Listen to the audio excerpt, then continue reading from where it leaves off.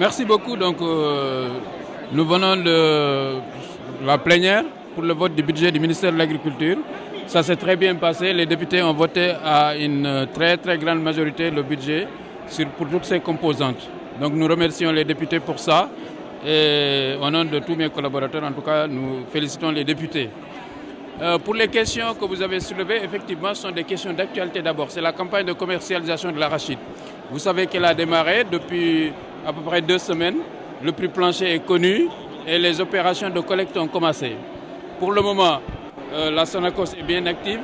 Elle a déjà collecté à peu près 17 000 tonnes contre 4 000 tonnes l'année dernière à la même période. Donc c'est une progression importante et nous pensons qu'ils vont maintenir la cadence.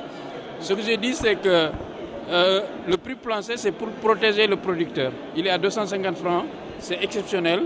J'ai rappelé les prix qu'on avait il y a 10 ans, c'était 110 francs, 150 francs. Le président Macky Sall, pour protéger le producteur, a fait cet effort pour qu'on amène le prix plancher à 250 francs.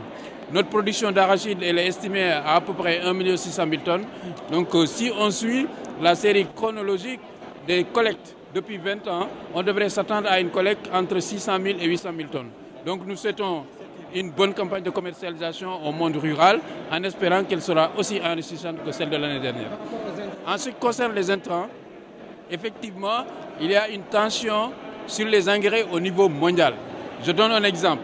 Au début de l'hivernage, le prix de la tonne d'urée nous coûtait 330 000 tonnes, 30 000 francs. Aujourd'hui, la tonne d'urée est à 750 000 francs. C'est 2 fois plus. Donc, et ça, c'est une donne mondiale. Il y a même une rareté de la ressource.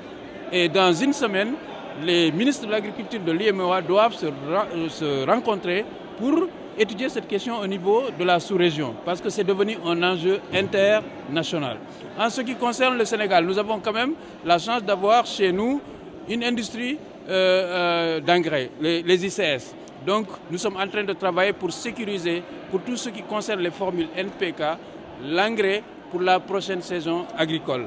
En ce qui concerne l'urée, nous avons trouvé un accord avec les opérateurs et nous pensons que la semaine prochaine, on va pouvoir déjà livrer l'urée pour l'horticulture et pour la contre-saison.